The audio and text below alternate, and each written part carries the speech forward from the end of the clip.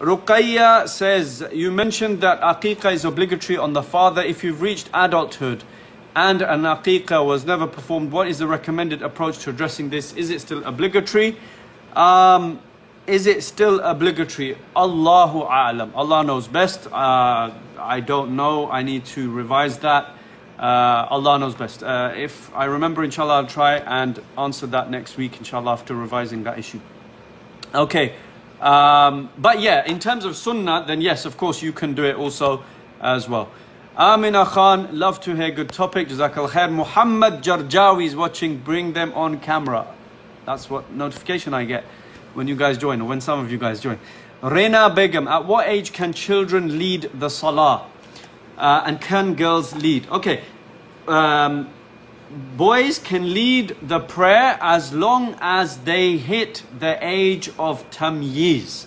What is the age of tamyiz? Tamyiz, okay, so you have bulugh, and then you have before that tamyiz. Bulugh means when a child reaches the age of maturity or the age of puberty, right? So once a child reaches the age of puberty in Islam, we consider that child to be an adult now. So the all the obligations and the prohibitions, this child is liable to these obligations and these prohibitions. So obviously at that age, at the age of puberty, this child can lead the prayer, a boy. Okay, now before that, before the child reaches the age of puberty, and the signs of puberty are of course things like hair around the either on the arms or the private hair.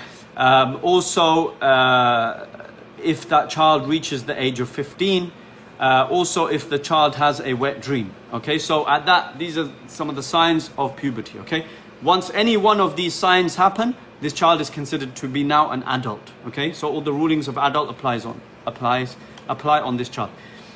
Before that, before the child hits the age of puberty, then before that he will hit or she will hit the age of tamyiz.